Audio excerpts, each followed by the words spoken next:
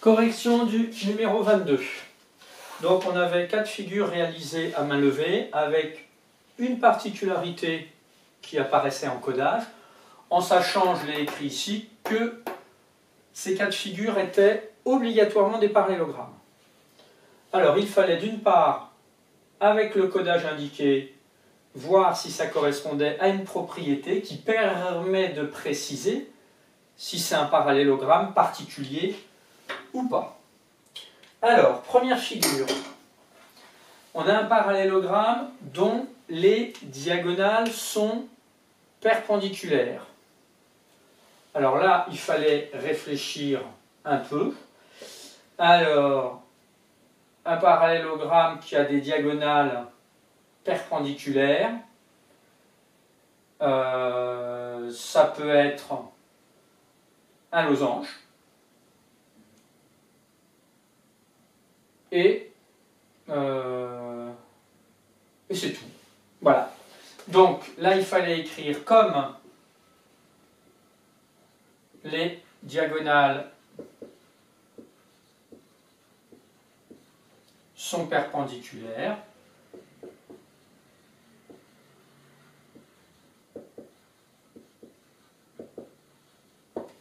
Virgule. Alors, ce parallélogramme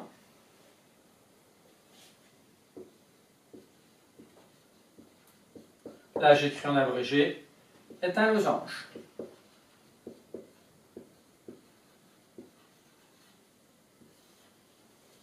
Voilà pour le premier. Je vais faire lequel? Bon, je vais faire le B. Alors, le B, on sait que c'est un parallélogramme et il y a un angle qui est droit. S'il y a un angle qui est droit, donc on s'intéresse aux angles dans les parallélogrammes. Que sais-tu des angles dans un parallélogramme? Alors, on va se réactiver et se remémorer ça ensemble. Dans un parallélogramme, déjà, les angles opposés ont même mesure. Donc, ça veut dire que s'il y a un angle droit, il y en a aussi un ici. Et il y a autre chose que l'on sait. Deux angles consécutifs sont supplémentaires. Leur somme vaut 180 degrés. Donc, si ici on a 90, pour arriver à 180, il faut aussi 90 degrés ici. Il faut aussi 90 degrés ici. Donc, ça veut dire que l'on va avoir un rectangle. Attention, ce n'est pas forcément un carré. Un carré, il aurait fallu aussi en plus avoir les quatre côtés de même longueur. Tout comme ici, on savait juste que c'était un losange, mais on ne pouvait pas dire plus de choses. Alors, je vais effacer un peu comme...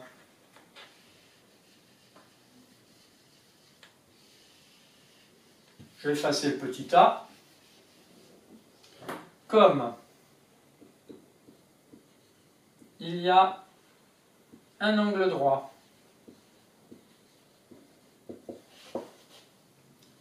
Alors, l'angle opposé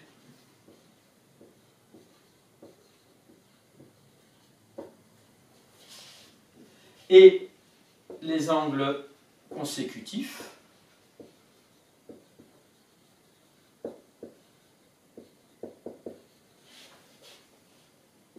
sont aussi droits.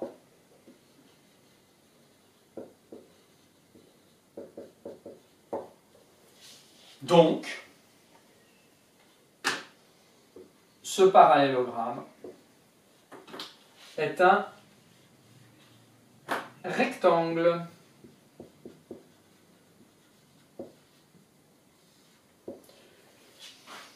Ensuite, le petit c, on a un parallélogramme et on voit que les diagonales, elles sont codées, elles ont même longueur.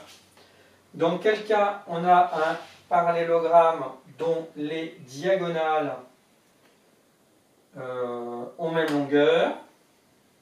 C'est le cas des rectangles. Alors, comme les diagonales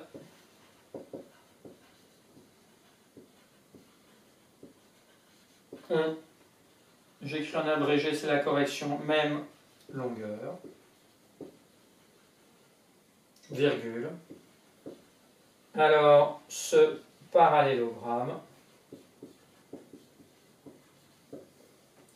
est donc un rectangle. Là aussi, on ne peut pas affirmer que c'est un carré. Ça ne suffit pas pour affirmer que c'est un carré. Ensuite, le petit d, il y a deux côtés qui ont même longueur. Or, dans tous les parallélogrammes, qu'est-ce que tu sais sur les longueurs des côtés? Il y a une propriété qui dit qu'elles sont 2 à 2 de même mesure.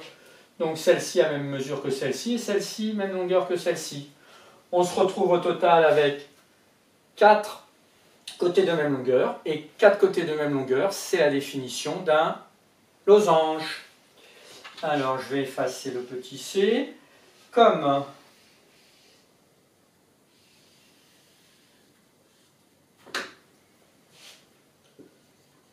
deux côtés consécutifs ont même longueur,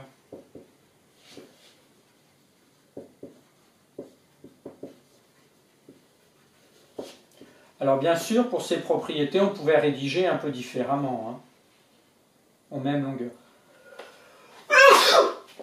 À mes souhaits.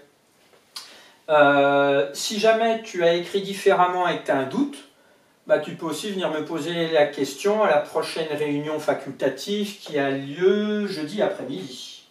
Non, pas jeudi après-midi, justement mercredi après-midi, donc cet après-midi. Comme deux côtés consécutifs ont même longueur, virgule, alors leur côté opposé, parce qu'ils ont chacun un côté opposé, leur côté opposé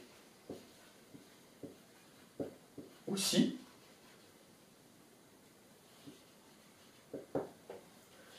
les 4 côtés ont même longueur,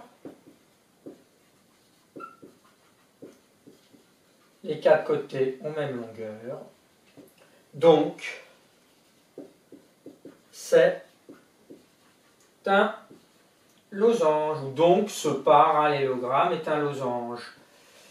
Voilà pour le numéro 22.